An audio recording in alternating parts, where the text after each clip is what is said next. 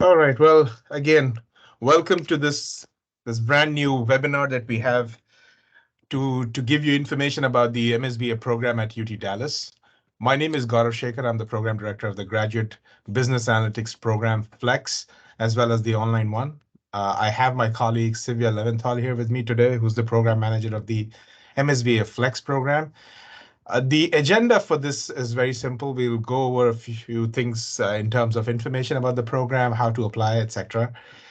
And then we'll move into your questions. But we'll do this a little differently today because we also have a special guest who will talk about funding opportunities, how you can pay for your education. We have Shivani Mani from GradRight, and she would be talking about those opportunities with GradRight in a few minutes. But any questions that you may have, this the best way to do that is put them in the chat. We go through every question. We don't miss out on any questions. So feel free.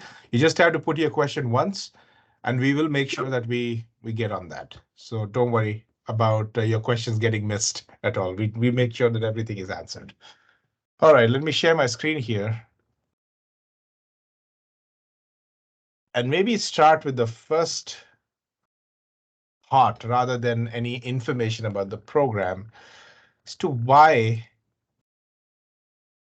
anybody would need business analytics. What is there about business analytics that's not fulfilled by any other major or any other stream or any other area? So we need to stop thinking about it as a degree for a moment and just think about the need of business analytics in this world.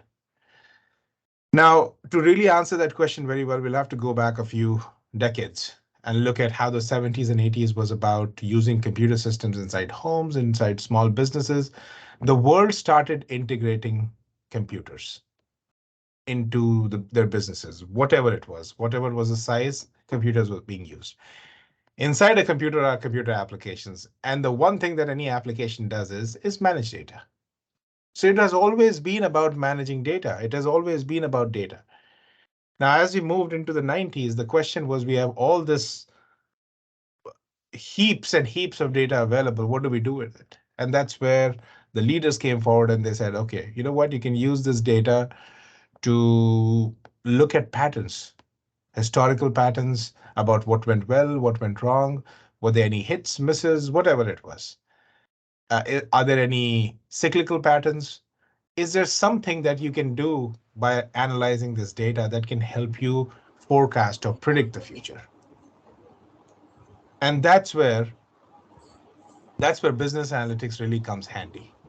Right? It's the language of data that people have to speak.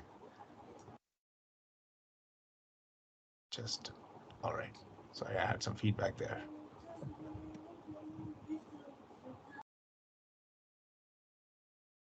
So it's the language of data that you have to speak. And to speak that language, there are very specialized skills that are needed. So when you identify those skills, what you do as an organization is you bring in trainers. You bring in people who know it, and they share that ability with you. They train you to speak that language. But what the industry saw was that the rate at which this need to learn that language was growing was much faster than the rate at which they were able to train people. And because all that was happening, they were incapable of really meeting the needs that they had. So at that time, there's only one person that can help, academia. And hence, business analytics degrees started showing up in different schools. To be honest, it's not a very old major. The first program ever came in the year 2007. We are in year number 16. So since 2007, the next 5-10 years, a lot of campuses started to see a business analytics program. And that's where in 2014, UT Dallas also started its program. Now, we have to remember another thing.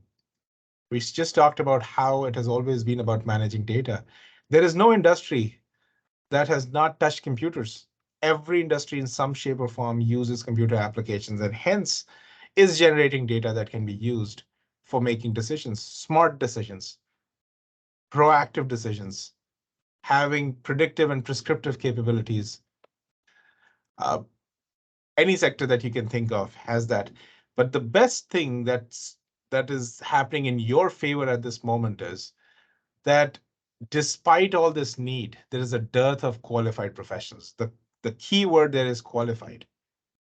Now, sometimes we dabble with a tool or two and we feel we have that ability. It's not like that. There is a very vast uh, number of topics that you need to know to really call yourselves an analytics practitioner. And that's all, those are the kind of things that we cover in our program.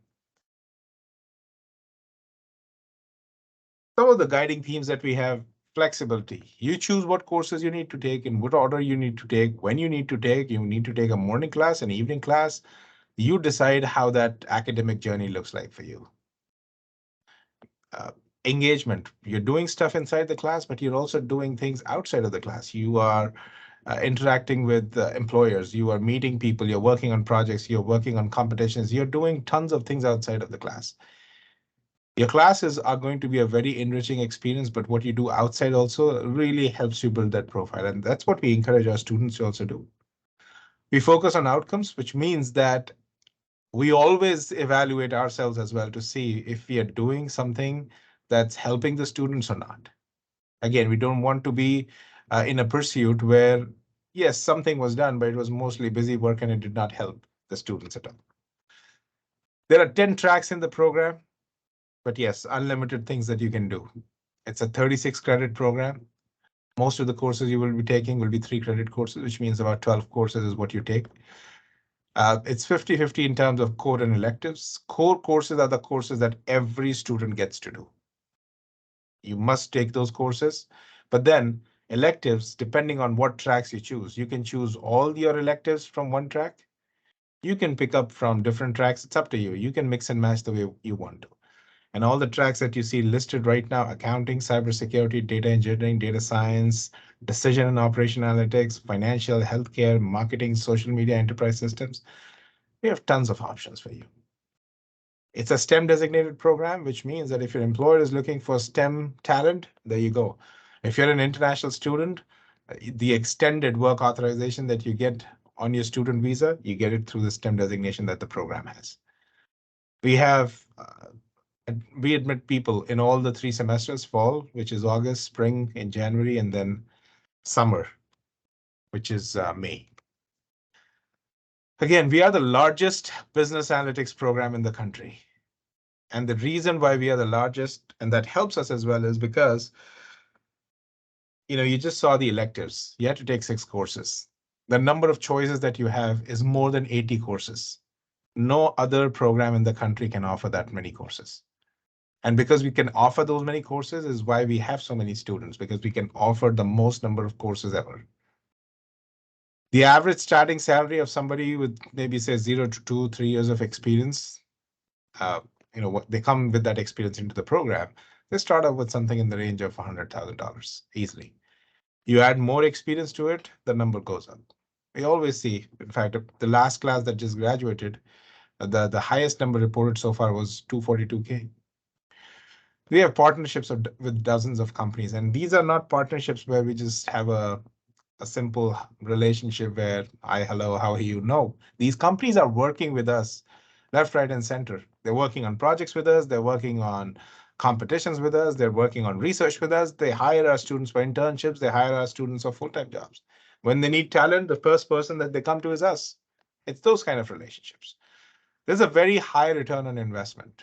Now, UT Dallas in the state of Texas is ranked #1 in terms of high return on investment. And business analytics program is right on the top within UT Dallas.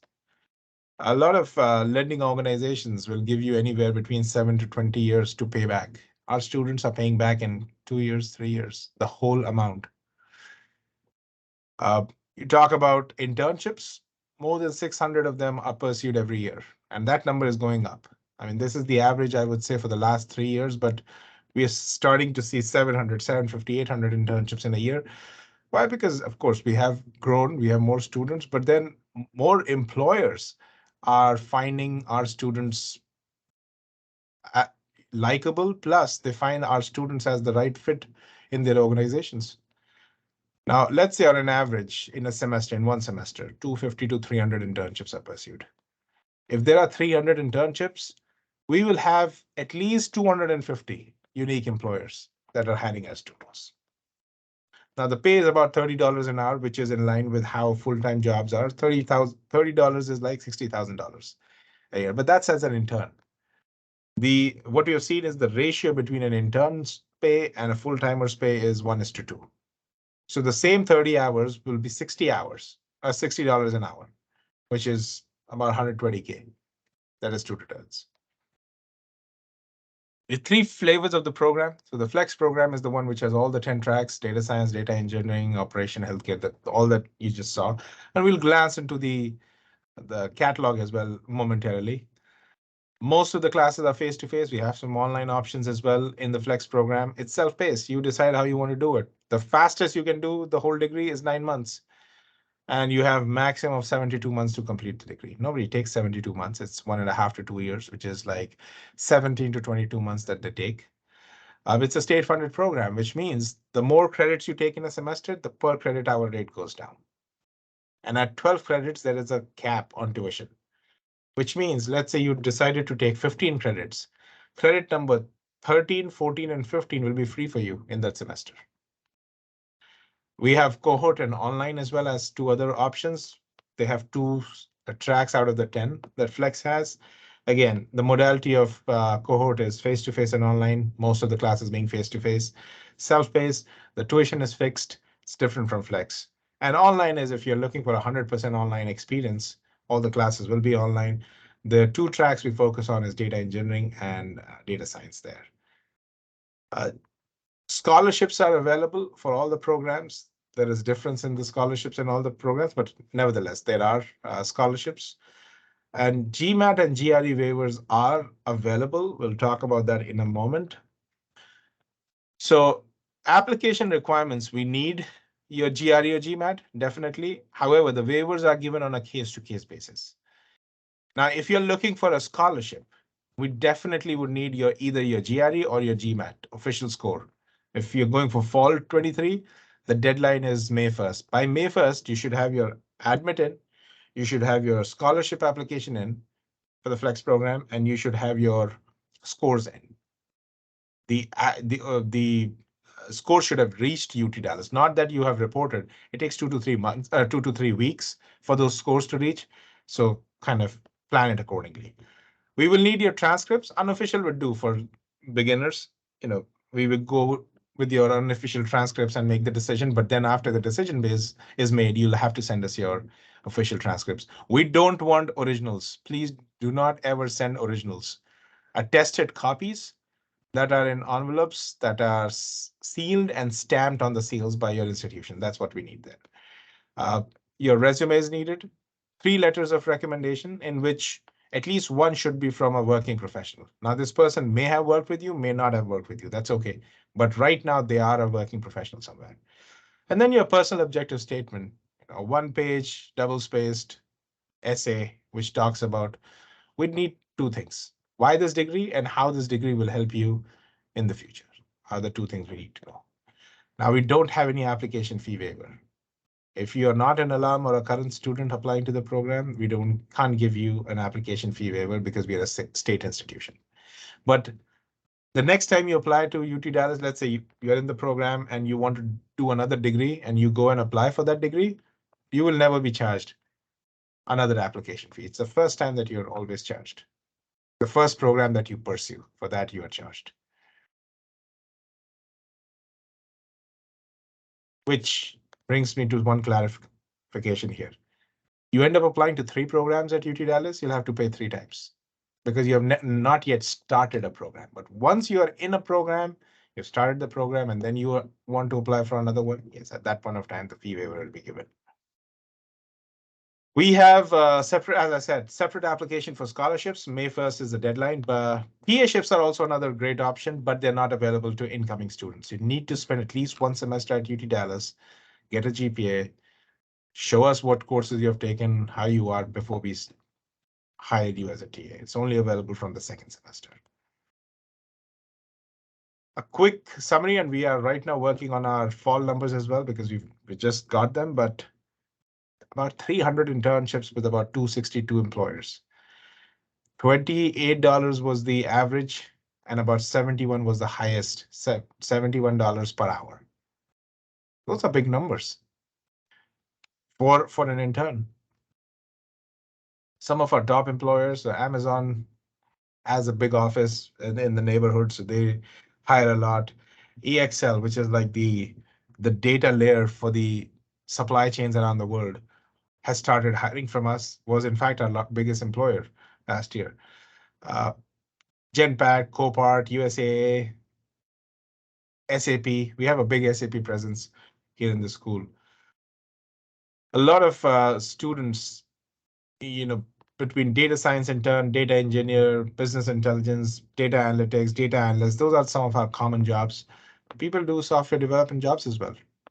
It all depends on the type of courses that you have taken, and you should be good. Do look for us on LinkedIn. Hashtag UTD is what you need to look for. And under content, you will see thousands of stories of people who have pursued internships in different companies. What their experiences have been, these are first-hand accounts. So I would recommend that if you're looking for what a student in our program does, these are good ways to look into what they're doing. Of more than 450 organizations at UT Dallas, about 75 of them are in the School of Management, but the ones listed in front of you are the ones that our students are passionately involved in. Student organization is a great way to develop your profile, your leadership skills, and also have that sense of achievement that you have created something, you have helped in building that student experience. So whatever domain in technology excites you, there would be an organization that's there. The bonus about coming to UT Dallas and in our program is we will give you $20,000 for free. And that's what our certificate programs do. Each one of them by itself is about a $20,000 certificate. But just by taking those courses, you don't only get credit towards those courses for the certificate. The same courses can also be applied to your degree program. So you don't have to take additional courses. You end up getting dual credit. And all you have to do is just be in that program, certificate program. And at the end, whenever you're done with those 3 or 4 courses, that's what it is. For most of them, you get a separate diploma. This is way heavier and way more valuable than any certification you would do because it's a certificate from a state university. Will always have more weight. But machine learning was becoming one of our favorite ones, but business intelligence, data mining, cybersecurity, healthcare informatics, and enterprise systems with SAP. All these are very good certificates that we have that students, depending on their choice and their what they want to do, they go for them as well. Our contact details right here, our email addresses and our direct phone numbers. I'm seeing a lot of questions in the chat, and we will get to that. Before I call GradRide, I just want to glance on the catalog quickly. So our core classes, the 18 credits, where 3 questions that you'll always be asked. What did you do? Or what happened? What will you do? And what do you recommend? What happened? Advanced statistics. What will happen? Predictive analytics. What do you recommend? Prescriptive. Will this make economic sense for me? Applied economics, econometrics. And then a foundational course around databases and modeling through business analytics. This is a very, very strong base for anybody who wants to get into analytics. And then on top of it, all the tracks I was talking about, each track has 8 to 10 courses, depending on what the track is. Like, for example, data science is one of our popular ones. Programming for data science, organizing for business analytics platforms, robotics, financial technology, applied machine learning, NLP, big data, deep learning, robotic process automation, causal analytics, data visualization. I mean, these courses are hot skills in the market that we are teaching you through our programs. And you don't have to restrict yourself to one of the tracks. You can take mix and match from multiple tracks. Take 2 here, take 2 from data engineering. I mean, the way you want to do it. Sky is the limit here. But you can see every track has a long list of courses that you can take. And that's why that's what makes us special, that we give you that flexibility to pick and choose these topics. We have the link for this posted in the chat, so please do look at that. At this point of time, I will invite Shivani to come on screen and help us know more about GradRight.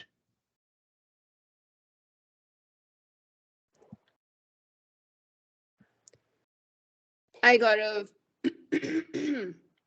Hi, everyone. I have a little bit of sore throat. I'm sorry, but thank you so much for inviting us over, having us over. And I was amazed. So many students in the admission process right now. A lot of them are still waiting for admits, and in the process. But it's the month of March, and I'm just seeing fall is the nearest intake right now, and the best part about going to the US for your master's degree is that you can always start your loan process without having your admit in hand, because you will have certain metrics which will assess you based on, say, your GRE GMAT scores, or your language proficiency scores, and your undergraduation scores, your work experience. So all of you all should just be very aware of this, that this is going to be a big fall. This year it's going to be a big fall. There is almost three times the traffic as compared to last spring, and or say previous fall. So the towards as we move towards fall, the peak numbers of applications with banks is going to like increase a lot, and especially with the recent budget announcements on 20% TCS on spending abroad. uh, it is expected that the demand for education loans is going to go even higher, because then you're able to effectively save that TCS amount, right? So this was just a quick brief. I'm Shivani, and I work with GradRight.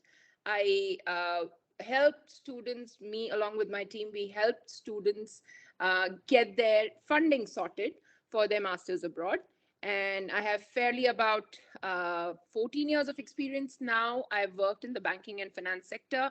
I've been an underwriter myself. What an underwriter would mean in plain simple terms is I have sanctioned loans, for a long period of time of my career. And uh, GradRight is uh, an ed fintech company, and very plainly, we are on one side connected to the universities, and on the other side with our lending institutions, whether domestic or international. So we connect students with universities as well as with banks. On one side, we work with the admissions teams of universities, and on the other side, we work with the lending institutions for their loans. And in this whole process, it's a process where we handhold you very closely till you actually fly out of the country. But uh, anything to do with financing, any questions whether this kind of a loan is suitable for my visa, or how much can I cover through loan, or any scholarships that I can look for.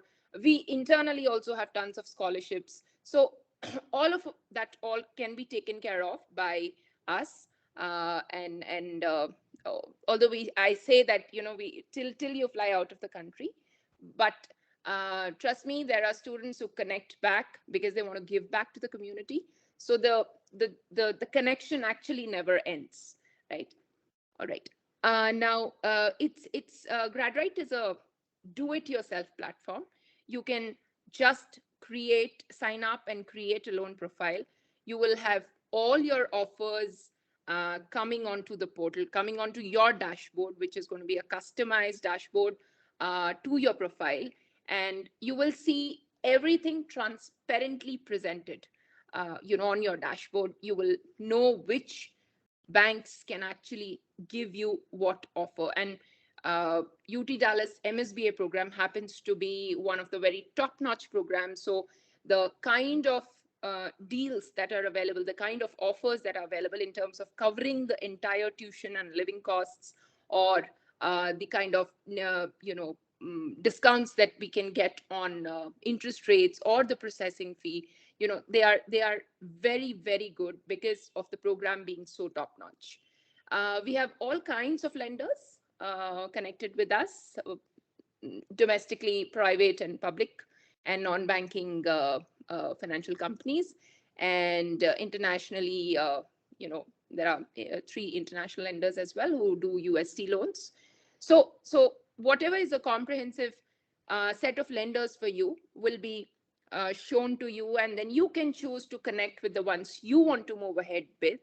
There are groups that we form, which help us negotiate for students the best deal, because it's a block of students that we are dealing with, and these group offers are limited in terms of time because so many students apply. So we'll keep publishing these group offers time and again.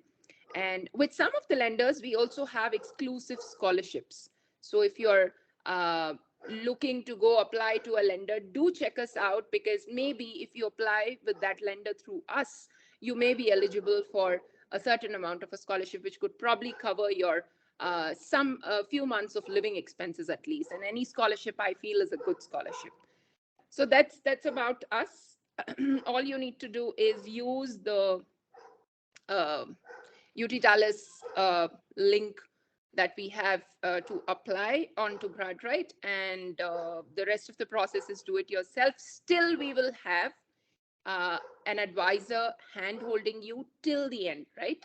So because it's a loan which is going to be about, say, around 60-65 lakhs easily, you may not want that much of amount, but because the amount is huge and it is a loan a lot of you will be taking for the first time, you will have questions during the journey, right? So questions related to your credit history, questions related to will I get this without a collateral, without a cosigner, questions related to maybe, I have so many backlogs, will I still get a loan? Anything, any confusion, any kind of question around financing that you're not able to sort out, this advisor is going to help you all along. And we are bank agnostic, so it is going to be a very student centric decision.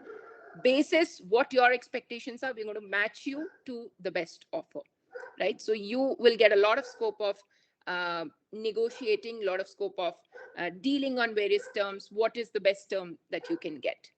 So it's fairly a faster process, compared to when you apply directly, because we are always intervening in between. Anywhere the application gets stuck, we are there to intervene.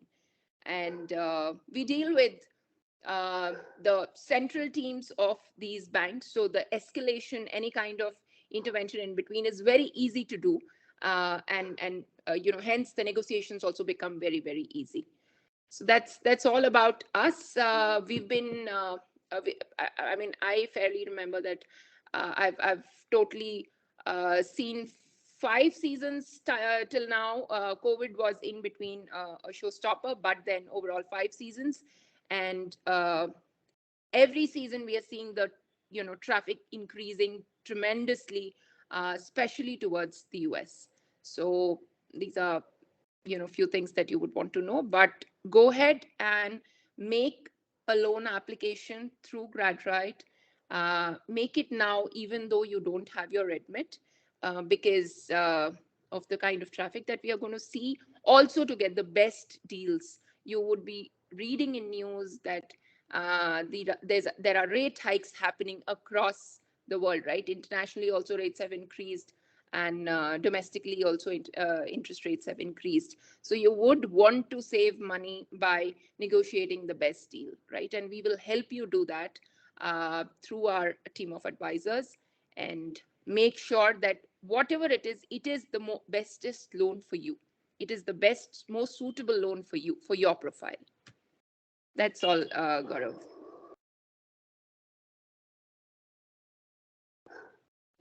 Well, thank you so much, Shivani, for that information.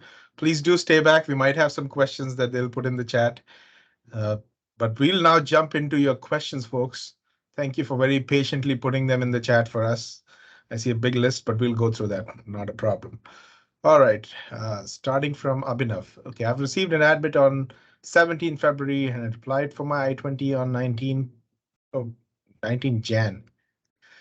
Now, there are two different dates there. You received your admit in February and your I-20 in Jan. But whatever the date is, it takes about 7 to 10 business days. I would say give them at least 2 weeks after all your documents are received. If they have not received all your documents and they have questions, they will reach out to you. One thing to make sure is please keep checking your UT Dallas email. Once you receive an admit, any communication that happens with the student happens on the UTD email. So if you have not activated it, please go back. You may have seen sometimes when you send emails to certain departments from your personal email addresses, they ask you to resend it through a UTD email address. So once you're admitted, that's what the thing is. But uh, it's more than 2 weeks here. Definitely in your case, do check your email. If there is an email from ISSO where they're asking you for additional information, provide that. If not, send me a separate email and I'll see what I can find out for your case. What percentage of your out-of-state admitted qualify? Now, if the question is about qualification, everybody qualifies. Everybody can apply. To be honest, we don't look at whether you're in state or out of state. If you have an admit, that's the qualification to apply for a loan. Now, if you're asking about what would be some of those numbers, well, here is the thing. Our average GRE score, for example, is about 310. The average GRE for the ones getting scholarships is definitely more than 310. So if that helps you with some kind of a pointer, but again, it all depends on, especially with scholarships, it all depends on the pool. If the pool is extremely competitive, the numbers will go up. Sometimes I'm just talking about several years ago, 310, 312, 314 may get it. And there might be a time that even a 320 might not. So again, how the pool is what determines how the scholarships will be given. Okay, Shiva. I received the I-20 for scholarship. Can I request another? Absolutely, Shiva. If the first I-20 that is given to you, it is irrespective of whether you got a scholarship or not. And then, or even if you had a scholarship and ISSO knew about it, they would have given one to you. But if you need a new I-20 with an adjusted number, absolutely, just reach out to them through iComment and they will issue you another one. Now, once you get the scholarship, just give another week or so, because what happens is the school sends the information in bulk to ISSO telling them these are the students that got a scholarship. So for ISSO to know that information, it takes a couple of days. Let's give them a week there. After a week, request ISSO, tell them that you've got a scholarship, and even share that email that you received and tell them that you need an updated I-20, they can help. And yes, if you have got a scholarship, I would strongly recommend that you get that I-20, because that I-20 officially notates that you have a scholarship. And that helps you during your visa process. Total intake for business analytics course. I wish I could have 2,000 students, but we have a very flexible number here. Okay, like for example, this spring, we had 232 new students in the Flex program. The past fall, we had more than 650. The way we have structured our program, we are not somebody who is fixed to us or is tied to a certain number that we cannot have more than X students. Because we have so many courses that we can offer, and we offer multiple sections sometimes of those courses. So for example, database, is a course that students take in their first semester. We had 18 sections of that course last fall, because we had the ability to offer those many, not only just courses, sections, but we were able to accommodate students. So for us, I would say in fall, the number can be anywhere between 400 to 600 students. And all of you, it doesn't matter with how many students you come in. I mean, the courses that you take may have anywhere between 20 to 60 students, depending on what that course is. Okay. What are the prerequisites for MSBA Flex? Is there any online courses that I need to take? So again, if there is any there is nothing that you'll have to do before you come to the program. If there's a program prerequisite, which everybody has, for example, the professional development course, you do that in your first semester. If let's say you don't have a calculus background, there is a program prereq around calculus that you'll have to do in the first semester. But from a preparation standpoint, just to make sure that you are at the right point, you know, uh, R or Python or some kind of a language like that, R or Python are the two that I would recommend. Just do the basics. Same with any database language, SQL. Just do the basics. Have something in your quiver where when you talk about, okay, how do I get that head start? You get that head start by having the basics in place. The other good thing we'll do is just before you start classes, we'll be doing boot camps. And these boot camps are experiential in nature. Somebody will teach you basic concepts and then give you problems to solve. And you do that with a group. There are tutors that will help you. In a way, before you step foot on campus, they will they will prepare you to be more comfortable when you step foot in those classes. But my recommendation are Python and SQL, the basics, and you should be good. Is there any waiver for applicants? There is none. Being a state institution, we cannot offer fee waivers. But as I said, once you get admitted and you want to apply for another program, you'll get a fee waiver. What are the career services at UTD specifically with regards to job fairs? Is the curriculum for,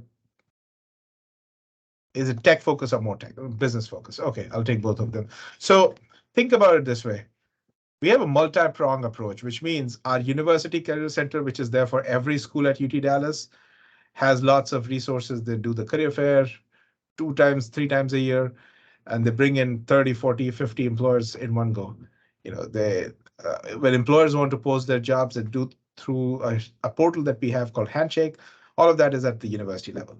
But the School of Management is the largest school within UT Dallas, and we have our own career management center that brings in anywhere between 200 to 250 employers every year. They have tons of resources around mock interviews, around resume review, around techniques like elevator pitches and all. In fact, the professional development class that you take is totally geared towards making you job ready. They'll polish your LinkedIn profiles, your resumes, everything that is needed to help you land your internship or jobs. That's from a training perspective.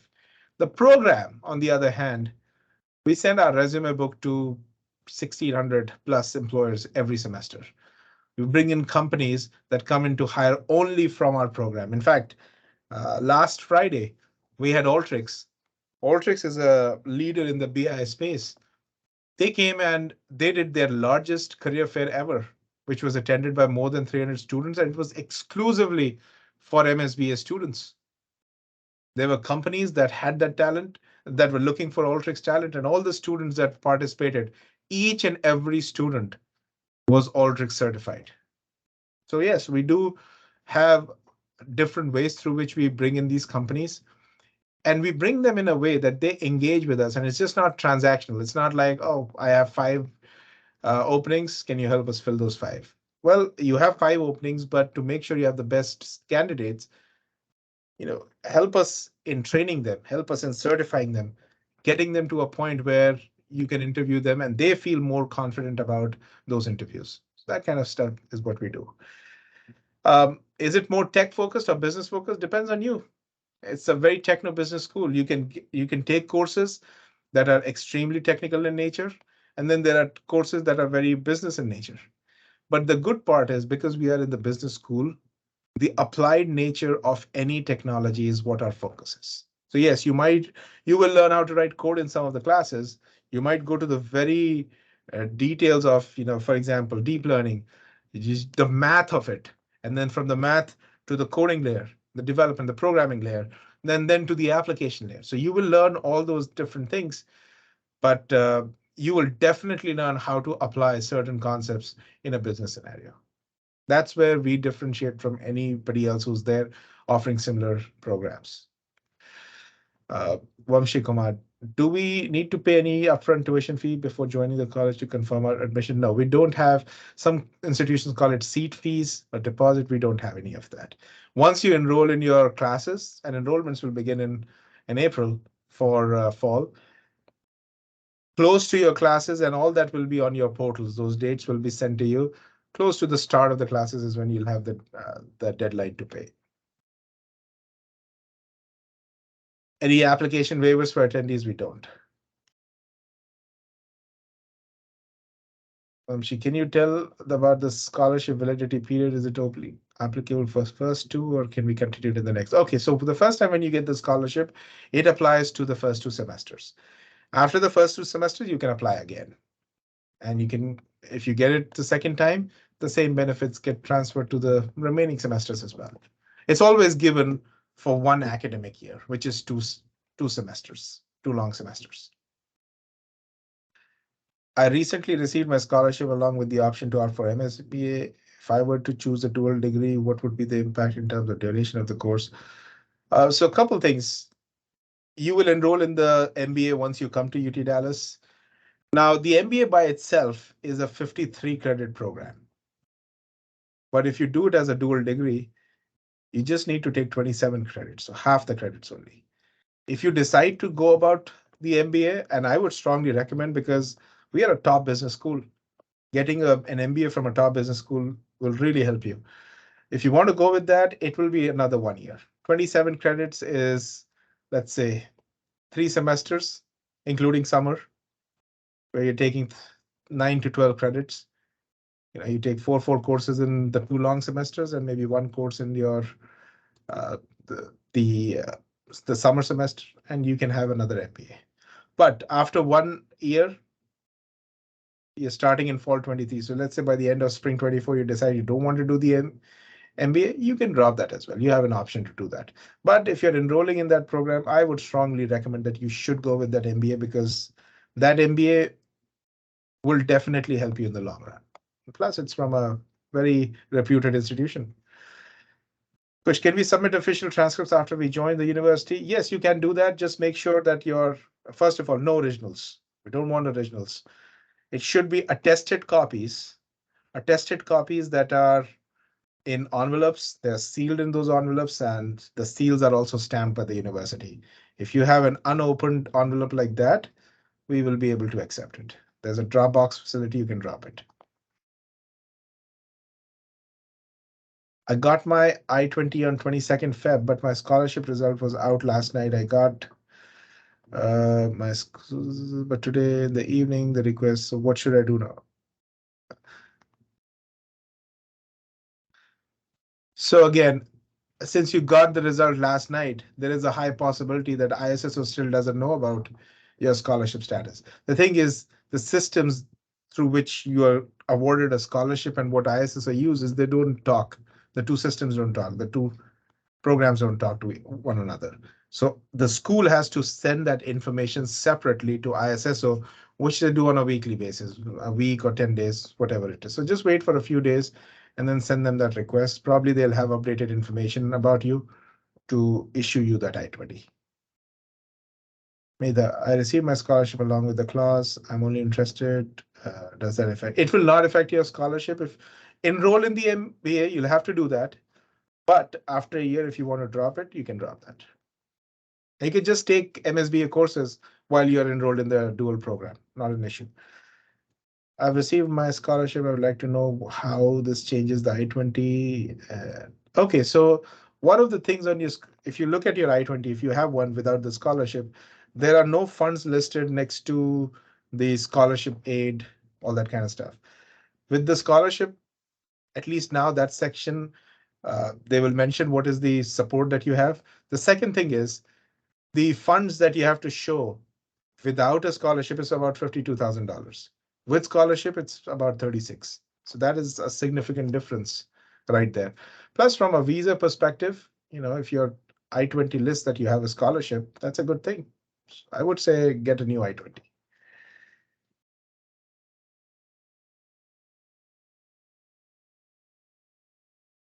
Prayag, I recently found some information that you must enroll in 12 credits per term. That's not, I would request you to send that information where you found that, because, and in what context was it 12 credits per term?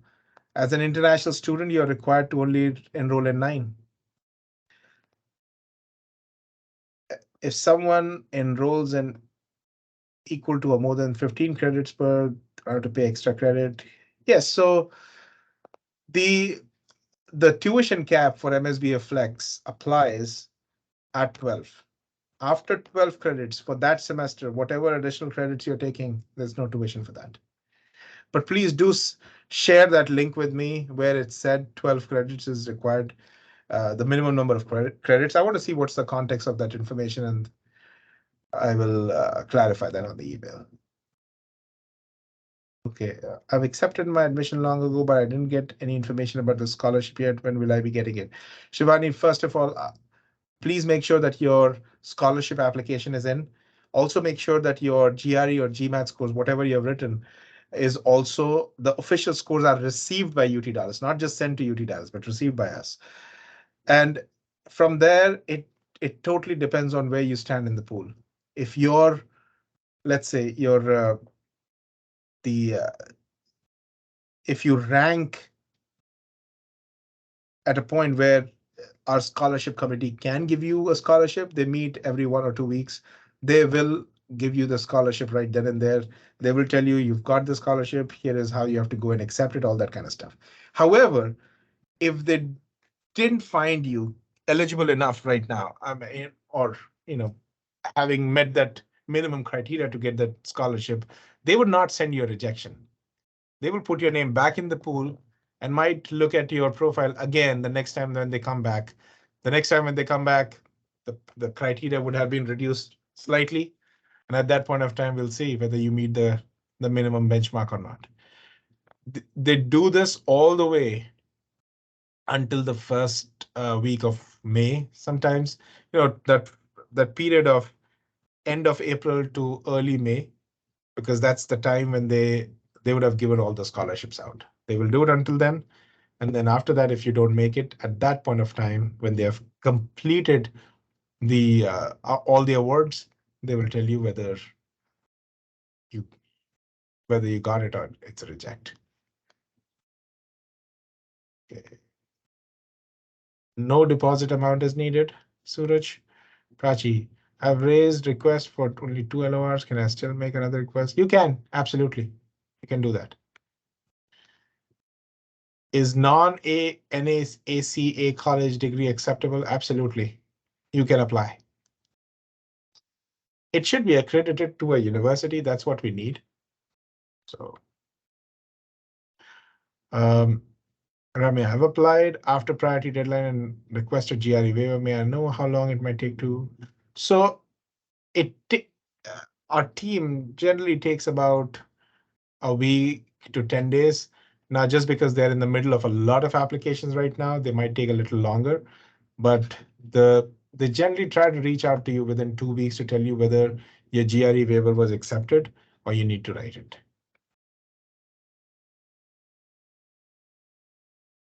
How soon can we get an internship? Summer of 24? Well, if you're starting in fall of 23 and you're an international student, you need to complete 2 long semesters before you can start an internship. So summer 24 would be the time.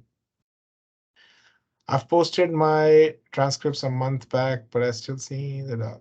Well, see, once it is received, it takes about 2-3 weeks for somebody to manually validate all your transcripts, and then at that point of time, they will mark the requirement as completed. So from the date it was received by UT Dallas, give about 3 weeks. If not, you can send an email to admission. That's a singular word, admission@utdallas.edu to ask them what's the status. Priyanka, I'm on an H4 visa and in the US currently. My official transcript has been accepted by the admissions team. However, they're asking for the attested degree certificate. My undergrad university doesn't have any online option to apply for the same. If I show my original during the orientation, will that be considered as a substitute? Unfortunately not, because for UT Dallas's records, we will need something. So an attested, again, as I said, do not submit your originals. The originals are for you. What we want is somebody giving us an attested copy. Now you can reach out to your institution. If your institution can attest a copy of your degree certificate and send that, maybe scan that attested copy, send it from their official institutional email to admission@utdallas.edu, that also can be accepted. That's one way to do it.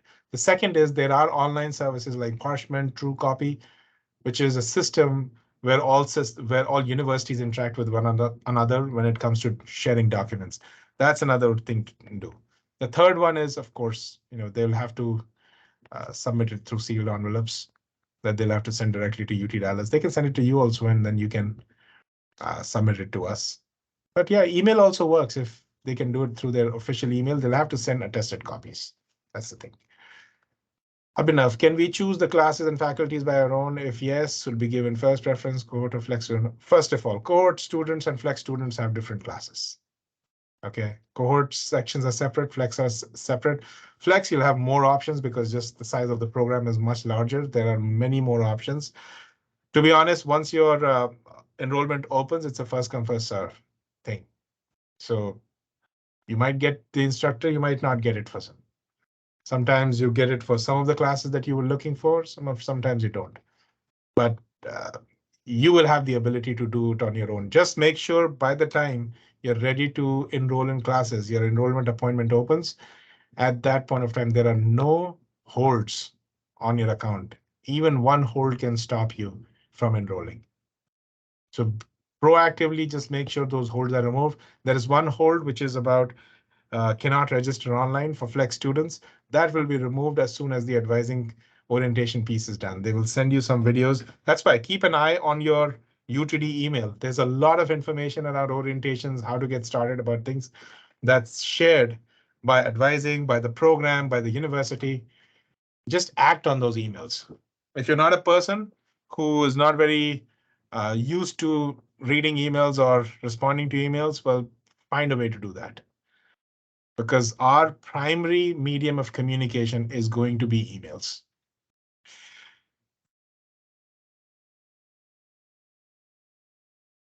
Okay, Rishabh, answered that question. Shaima, considering all the learning discussed outside of class, is it manageable to excel in the online track while working full time, or should this be free to internships after some time?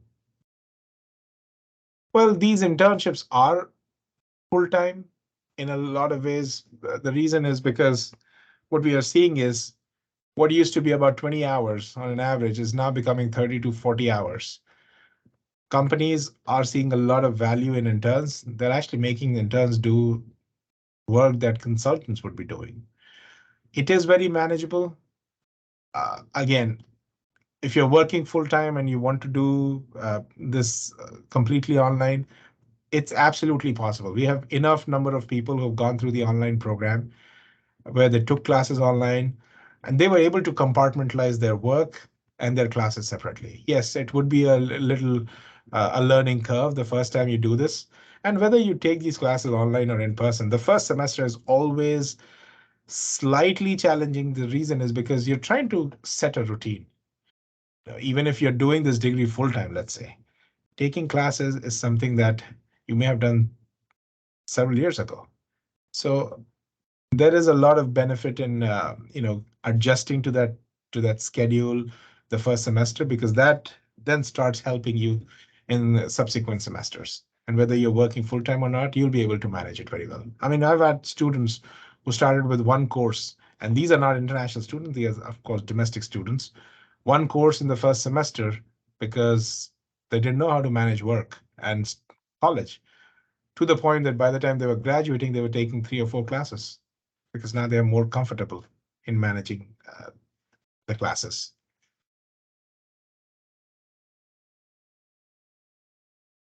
Okay, I'm skipping Rishabh your questions because I think that they've been answered.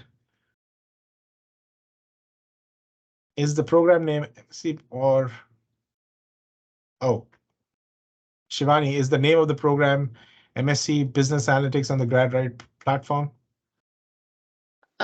Yes, it is. Okay. I'm not sure. Are they talking about the Select Right platform or the Fund Right platform? This is a grad, right? Okay, it is Masters in Business Analytics. Okay, Yeah, yeah. thank you. Is there a deadline to submit I-20 certificate after one accepts admit? Well, technically, you are supposed to do that before the start of classes, but think about it. You have to run the timeline backwards. We are starting on August 21st for fall. Okay. If you're starting in August 21st, the earliest you can enter the United States is July 21st. To enter the United States, you need a visa. And with all the slots and everything that we are seeing, it's a 2 to 3 month wait. To get to the point where you can apply for visa slots and army, at that point of time, you'll be needing your I-20. So technically, from the start time, you're looking at least 3 to 4 months before you start your classes that you should have your I-20 in hand.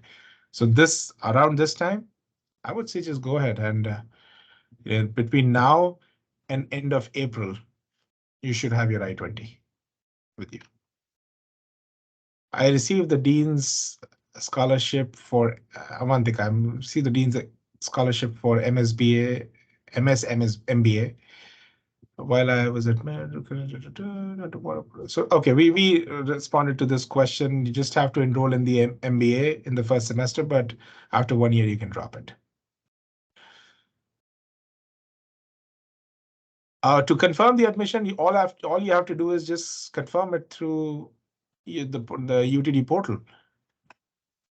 That's it. It's utdallas.edu/accept. Have to go there. There's no fee for it.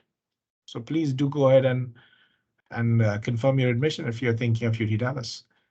What is the procedure to apply for the scholarship?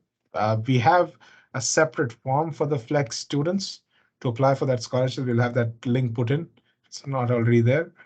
And you just need to submit that. It takes a few minutes to answer a few questions, and that's it.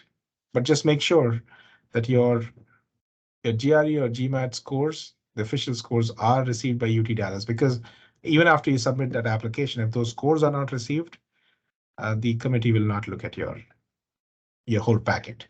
And the rest of the information, they take it from your admissions packet, your essays, resumes, all that kind of stuff. So they don't make you submit it twice. Is work experience taken into consideration? Absolutely. I mean, scores are one thing, but your profile, what you have been doing, what kind of degree you have done, your essay, everything plays a role. It's like looking for reevaluating your admit one more time, but from a scholarship perspective. Is it mandatory to get an I-20 after scholarship? It's not, but it's strongly recommended. You should get it because you need to show what is the support the university is giving you. I would not ask for it if you got a scholarship. The classes are starting on August 21st, 2023.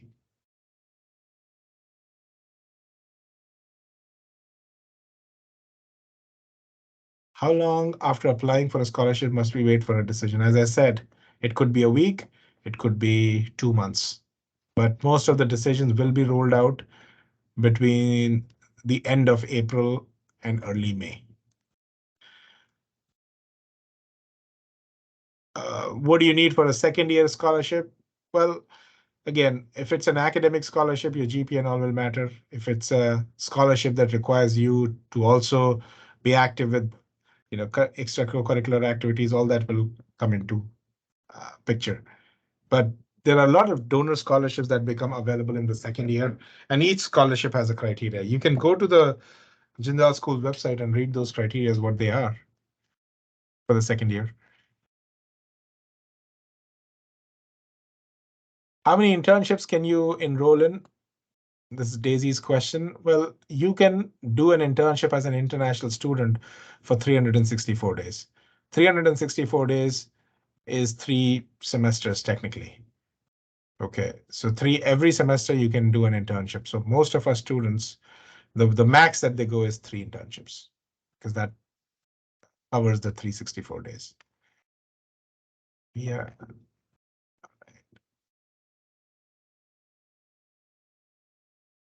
We have questions that were asked until 9:40, and I'm going to take all of that. We are a little over time and we want to be respectful of your time too.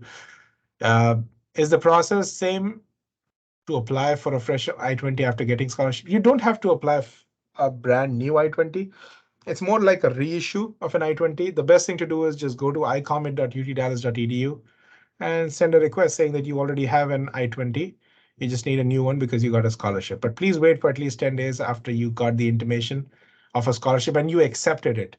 See, ISSO will get data about scholarships that were accepted. So if you have not accepted it through the portal, there are two problems. ISSO won't hear about it. Secondly, if you don't accept it by the deadline that's listed on the email, it will lapse.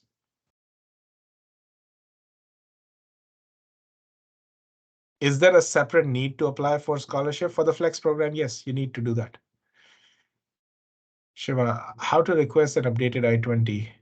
Do I need to send an email or is there a portal? So that's icommit.utdallas.edu through which you can get that. When is the orientation going to take place? There will be a few orientations that are online uh, around April. So, how do you register for classes? That's an advising orientation. That'll happen there. But the Thursday before the start of classes, okay, in August, we will have a school orientation, we will have a program orientation, but you will also have ISSO's orientation. So ISSO would be sending you emails about orientations that will start somewhere in July. And there'll be multiple spots. Please do go ahead, register for those spots. Also make sure that when you're planning for your travel, don't plan it that I need to come here 2 days before the start of classes. Make sure all your orientations are taken care of. The other thing is your TB test. If you're an international student, you'll have to do your TB test on US soil, not in your home countries. So your TB test, your ISS orientation, the school orientation, the program orientation, these are all things that are happening, 2 weeks before the start of classes. So plan to come to UT Dallas at least 2 weeks before the start of class. And plus you need some time to acclimatize as well here. Can I enroll for classes if my transcripts are not yet received by UT Dallas? There will be a hold on your account. They will move that hold a little forward, by a couple months. So they will let you enroll in April, but they will still expect you to send those transcripts ASAP. Would a TA allow international students for an in-state? So the question is, do you get in-state tuition if you become a TA? You do. You get in-state tuition, your health insurance is paid, and plus you have a monthly stipend of about $1,000 as well. But you don't do that from the first semester. That starts on the second. This is my second master's. How will I be considered for staying back after the course when compared to first master's? There's nothing like first or second master's. If it has to be different. For example, this cannot be your second master's in business analytics. That will not work. But if you did a master's in something else and now you're doing a second master's, that's it. However, do reach out to the ISSO about some of the opportunities around CPT and OPT. If you've already exhausted them at the same level, you don't get another chance to do OPTs. So just or the extended OPT. I would say reach out to ISSO from a immigration perspective and any work authorization perspective for a second master's. And does UTD send a confirming email that they've received? So your requirements list, the to-do list gets updated. The minute any scores are received and they are validated, they will simply check it off there. And that's the way they tell you it is done. Can you let me know from where we can access UTD emails? So there is a website which says it's called New to UTD. I'm putting the link in the chat. You can just simply follow the steps and that's how you can activate your email. Vantika, is the I-20 amount post scholarship for MSBA? So again, your initial I-20 that you get is for the MSBA program, not the MBA. Once you are on campus, your MBA will be added. So what you're showing right now for your I-20, if you've got a scholarship, is going to be 36,000 only. Till when can we expect admission decisions? We take about 2 to 4 weeks for the decision. Can we submit our sealed transcript physically? You can, yes. And there you go. The last question that we have here what is the approximate tuition fee for MSBA? Well, this depends on a lot of different things. And for this, I would strongly recommend that you watch a webinar where we talked about financial planning. I'm going to put that link, but while I get that link, what are the factors that can impact, the kind of video, not the videos. Sorry, I'm looking at YouTube right now. That's why. Your tuition. So the number of credits you take impacts your tuition. The scholarship impacts your tuition because, again, if you have a scholarship and you're an out-of-state student, you are given in-state tuition, so that reduces your tuition. If you're a TA, that reduces your tuition. So all of this taken into consideration, you might go anywhere from about $40,000 to $65,000. That's a broad range. But let's say you have no support, no TA, no RA, nothing. Well, that's about $45,000. Sorry, $65,000 for the students who are out of state. But if you're an in-state student, you're looking at, with no support or anything, about between 36 to 40. So we will have the recording posted on our YouTube channel. So this link that I just posted was for the financial webinar, but you can also see our channel there, and this will be posted there in the next 1 to 2 days. All right. Well, with that, we didn't do too bad. We answered all the questions. Again, thank you so much for joining. The numbers I was mentioning is for the entire degree. It's not 1 year. Thank you for joining us, asking your questions, getting your doubts cleared. This is not the last time you can ask your questions. You can send us emails. We also have a Telegram group, which I'm going to put that link right away here. Yes.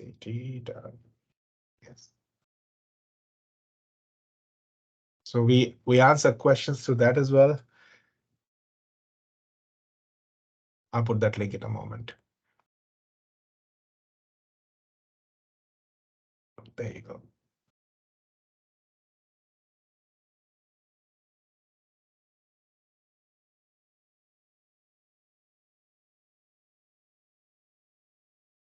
There is no application fee waiver for attending the session. I'm sorry. I know some of the universities try to do that to attract more people to come, but we feel that if you're coming to our webinars, you've definitely thought about us in a serious way, and we're very thankful for that. But yes, the recording will be posted on our YouTube channel. The Telegram is another place for you to ask questions. A lot of peers are there, current students, prospective students, so you get a lot of perspectives. And we're there on the email as well. But thank you so much for joining us this morning. And again, special thanks to our friends from GradRight for sharing some information about funding opportunities. And yes, we'll be in touch soon. Have a good one, guys. Stay safe. Have a good weekend. And we hope to see you at UT Dallas in the near future. Bye-bye.